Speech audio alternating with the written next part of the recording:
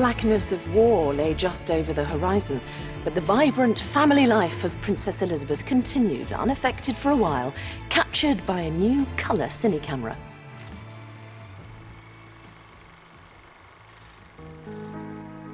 Although the carefree days before George VI became king could never completely return, Royal Lodge would always be a special place for the royal family, a place where they could be themselves out of the glare of public attention. The princesses rode their horses at every opportunity, with Princess Elizabeth in particular keen to show how she'd mastered control of her mount, most of the time.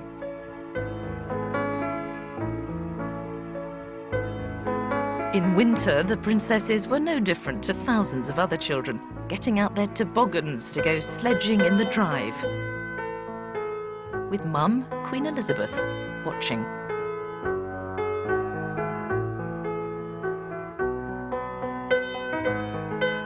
Looking at the pictures of Princess Elizabeth and Princess Margaret, always together, always dressed similarly. Well, as the King said later, just we four, you know, they were such a perfect little family.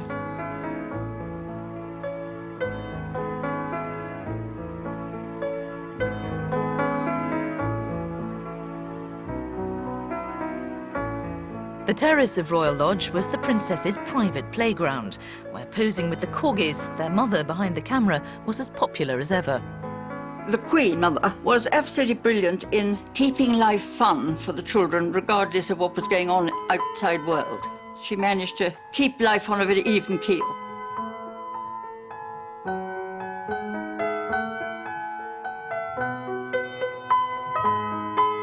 You'll notice, and it was very obvious, that they're always dressed the same, nearly always, especially in those green dresses with white spots. I said to Princess Margaret, didn't the Queen mind being dressed like you? And she said, well, she may have minded, but I absolutely insisted. I wasn't going to be different, she said. I must say, when Princess Margaret wanted something, she got her way.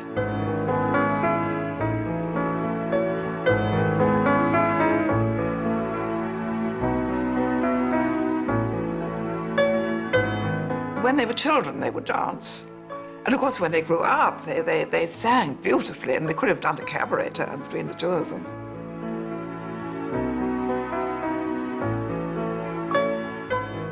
The Queen was a wonderful mimic and told sort of lovely jokes and, you know, used to roar with laughter. I mean, that was a very different side of her. The public don't see that side of her very often.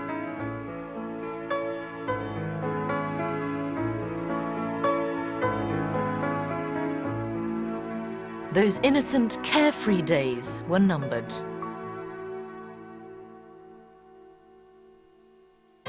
The terrible ordeal of war smashed the hopes of millions and wrenched British families apart. As this rarely heard broadcast of the 13-year-old Princess Elizabeth shows, she was quite aware of what other families were enduring. Thousands of you in this country have had to leave your homes and be separated from your fathers and mothers. My sister, Margaret Rose, and I feel so much for you, as we know from experience what it means to be away from those we love most of all.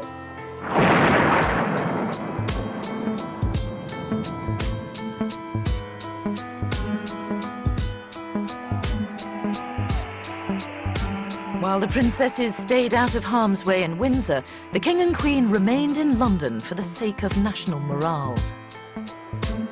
Nobody could have led us better in the Second World War. And he and the Queen were exemplary monarchs throughout that Second World War, particularly when London was being knocked to bits. Throughout the war, they demonstrated that with royalty comes responsibility, service before self, even when their own home, the palace itself, was bombed. Values that won the respect and affection of their people. Values that left an indelible impression on their eldest daughter. Wartime images will always remember of the princess in the Auxiliary Territorial Service, where she learnt to drive and maintain a lorry. And let's remember that before the war ended, this Queen was in uniform. I spent part of the war in the Motor Battalion, but I reckon she could probably clean a carburettor on a 3-ton lorry more efficiently than I could. I think that she saw from a very, very early age that if the monarchy was to survive, it couldn't survive simply by virtue of tradition alone and history, that it had to survive as a result of an overriding sense of duty. And the thing that defines her life, in my view, and I say this just almost as an observer, never mind as a Prime Minister, is that sense of duty. That is what motivates her, the belief in service, the belief that the monarchy, if it is to survive and prosper, must be governed by and always obedient to that sense of duty.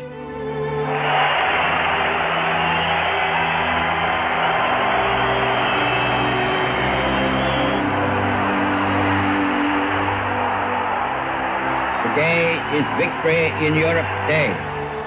Advance Britannia. Long live the cause of freedom. And let us remember those who will not come back. We have come to the end of our tribulation, and they are not with us at the moment of our rejoicing. When victory finally came, the crowds besieged Buckingham Palace.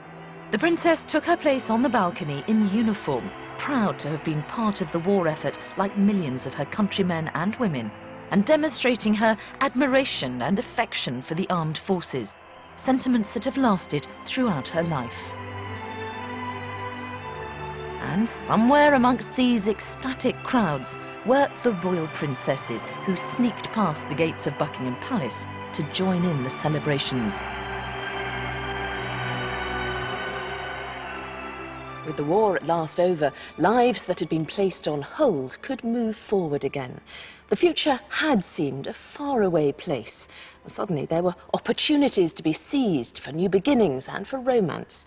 Princess Elizabeth, as we shall see, seemed determined to have her share of both. Princess Elizabeth was excited about being a bridesmaid with her sister at the wedding of Lord Mountbatten's daughter, not least because one of the ushers was to be Prince Philip. He first offers to take Margaret's coat. And then it's Elizabeth's turn, as she and Philip hold one another's gaze in what seems to be a moment of attraction. He, of course, really looked like a kind of Viking god, you know, very tall, very blonde, marvellous looking. All the girls in England were in love with him. He saw a great deal of her, of course, whenever he had leave. He went down to Windsor and he watched her in the pantomimes and things like that. But she was steadfast, I think, all those years. And then, of course, when she blossomed into a very beautiful young woman with that dazzling complexion. And so he fell too.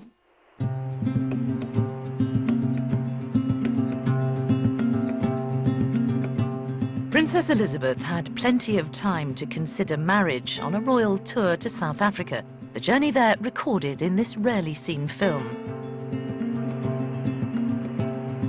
Stay in the shade until you reach the grave. Hide from yourself and see how you Contemplating marriage, yes, but contemplating duty too.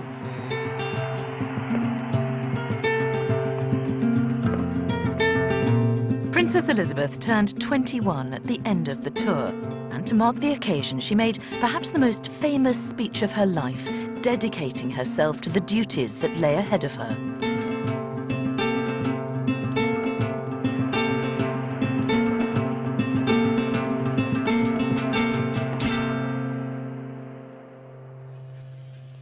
Now that we are coming to manhood and womanhood, it is surely a great joy to us all to think that we shall be able to take some of the burden off the shoulders of our elders, who have fought and worked and suffered to protect our childhood. I declare before you all with my whole life, whether it be long or short, shall be devoted to your service and to the service of our great imperial family to which we all belong. But I shall not have strength to carry out this resolution alone, unless you join in it with me, as I now invite you to do.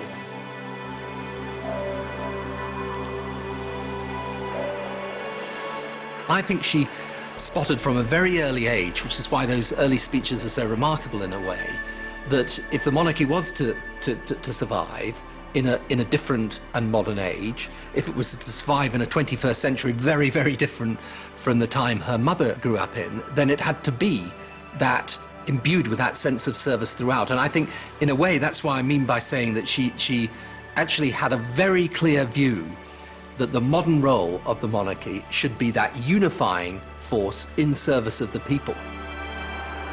But on the royal family's return on HMS Vanguard, the young princess was not only contemplating commitment to the nation, but also to her young naval officer. The expectant crowds were not kept waiting long.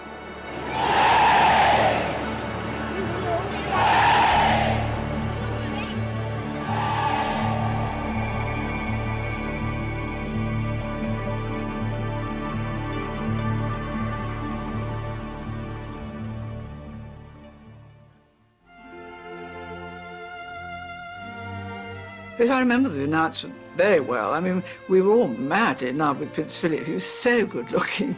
And we all thought, oh, goodness, Princess Elizabeth is lucky marrying such a tremendously handsome looking man.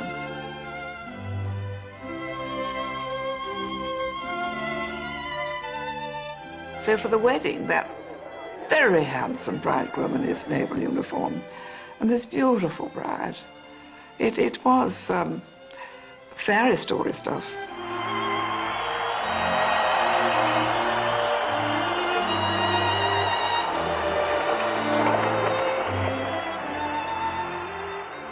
It was after all those years of hardship and not being glamorous. It was the first chance of being glamorous. People even sent her in clothing coupons, and she had her in clothing coupons, but Hartnell made her a beautiful wedding dress, which was, I think, a big satin dress with little sort of flowers of tulle with pearls inside them. The thing I really remember was the fancy pretty headdress, which had sort of like sheaves of corn going round, and silvery stuff. In fact, it was very economical, but it looked very, very pretty.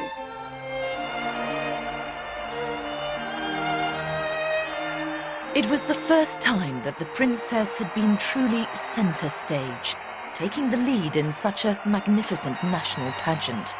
It was a role that she would have to grow used to. An even more historic public occasion was to come, the coronation. Television would be invited to broadcast the ceremony for the very first time. But behind the scenes, home movie cameras were recording events as only the royal family saw them.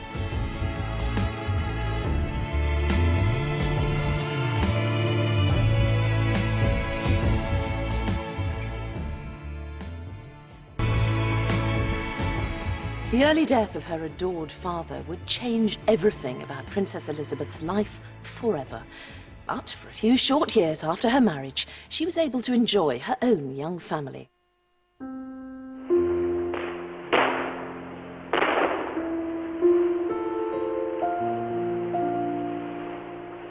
Her son and heir, Prince Charles, was born in 1950.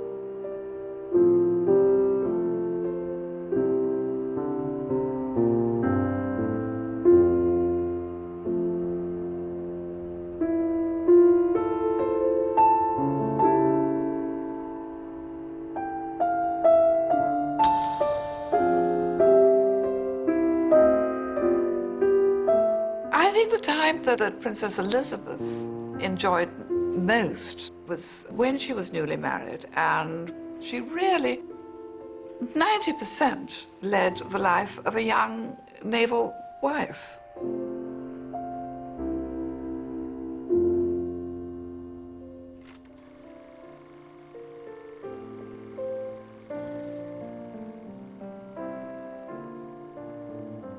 As Charles grew up, his life was captured for the family collection. Filmed by his mother, just as she had been filmed by her mother, Queen Elizabeth, and her father, King George. The King's health had been frail for a long time, not helped by his smoking. Still, only in his mid-50s, he slowly makes his way home with his mother, Queen Mary. He was such a dear little boy, he really was. He adored my mother, because my mother was very elegant and used to very often wear all the stylish hats.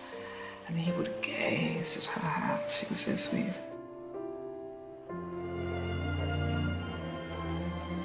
A sister for Charles, Princess Anne, arrived 2 years later. The family was complete.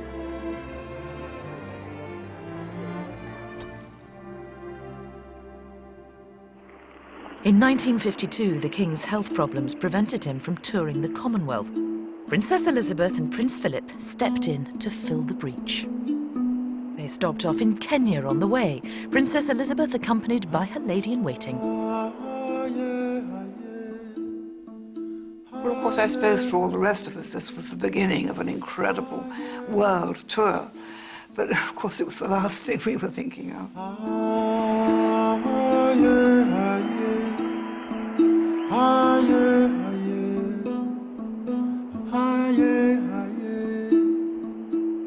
Went to this place called Treetops, which now is quite a big place, but then was a sort of shack up in this giant fig tree.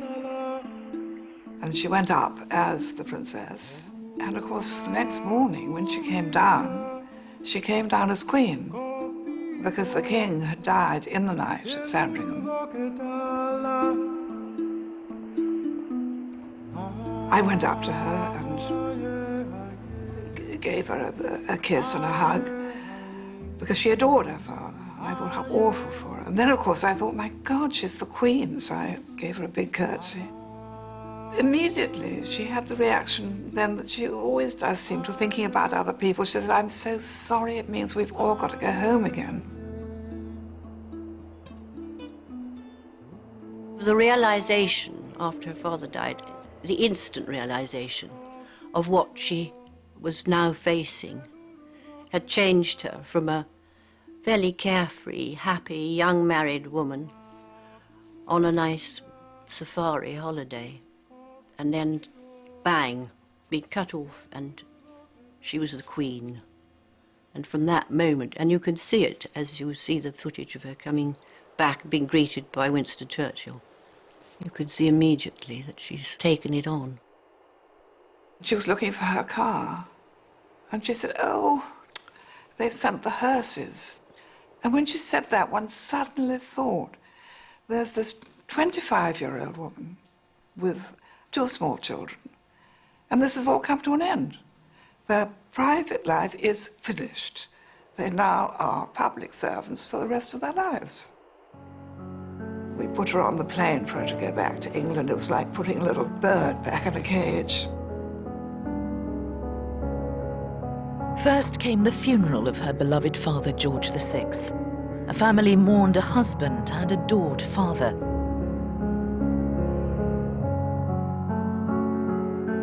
The nation mourned a king who had led them through so much.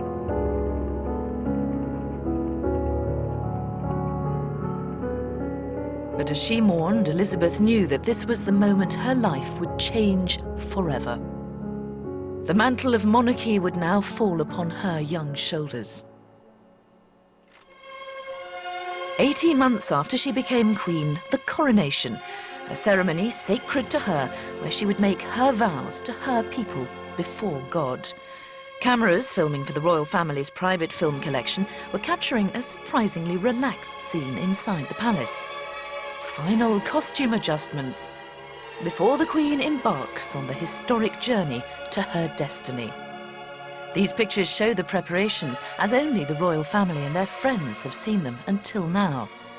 The Queen looking remarkably relaxed as she heads towards the palace courtyard. Then out onto the portico where her carriage awaits. This time the private footage is in colour, showing the Queen climbing inside the coach for the journey to Westminster Abbey.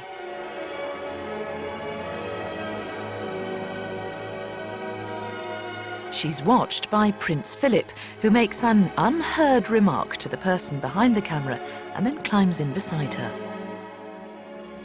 The camera continues to roll as they settle themselves for the short ride through the streets of London.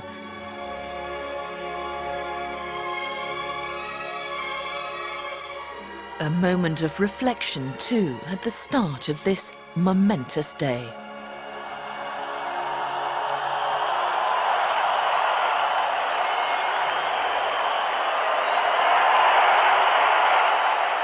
There was a real feeling of euphoria to see the golden coach, something people had only seen before in magazines or history books, actually rolling through the streets with this beautiful young woman and her handsome husband beside her.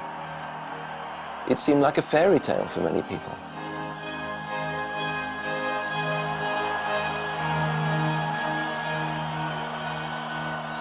For those taking part, the anticipation and excitement were rising as the royal party arrived at the Abbey. The Queen was so calm and marvellous, and she just looked behind and she said, "Ready, girls?" We said, "Yes." And off we went.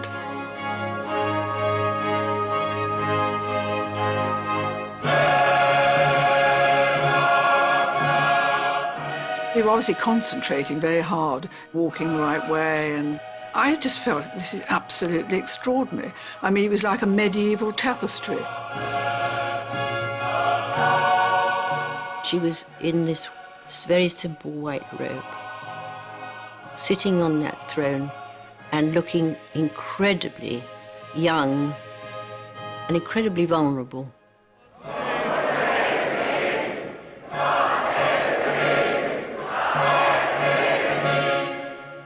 We had to stand for hours and hours during the coronation, and I, in fact, at one point felt rather faint. And the Archbishop of Canterbury produced a bottle of brandy from underneath his robes and said, "Would anybody like some? Would you like some, ma'am?" And the Queen said no. And then I think he saw my rather green face, and he said, "I think perhaps a little drop for you might be good."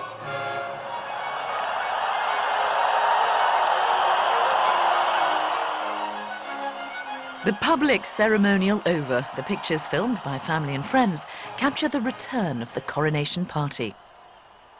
I remember watching everybody smiling, and then behind that came Princess Margaret looking so sad. And I remember asking her afterwards, I said, "Ma'am, were you feeling so? You look sad." And she said, "Yes, I am, because you see, I'd lost my father. And in a way, I'd lost my sister because, you know, she was going to be queen and it was going to be so busy."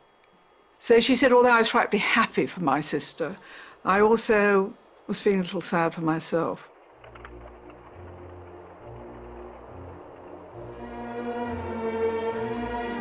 After the pomp and ceremony of the coronation, a special moment, a homecoming for a queen.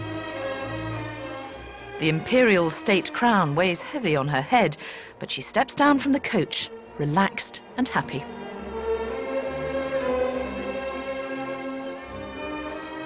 As you could see, we arrived back and everyone was just sort of, phew, we've done it. She was, as you could see, smiling and also feeling a huge sense of relief. We were so relaxed then, and I'm afraid I trod on the Queen's train.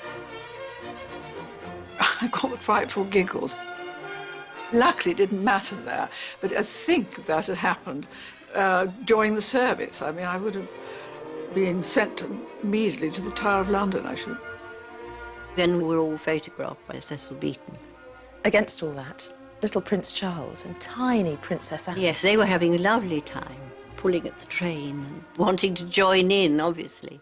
And there's that wonderful photograph of them. Yes, playing peep-bo. Very Queen sweet. just putting one hand on the shoulder to Yes, just watch it. quiet.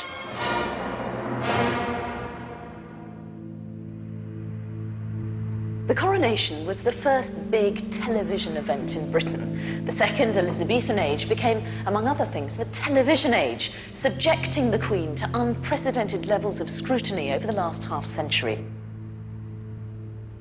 But the success of her reign was perhaps forged in her happy, stable childhood. A childhood recorded forever in a private collection of pictures of the girl who would be Queen.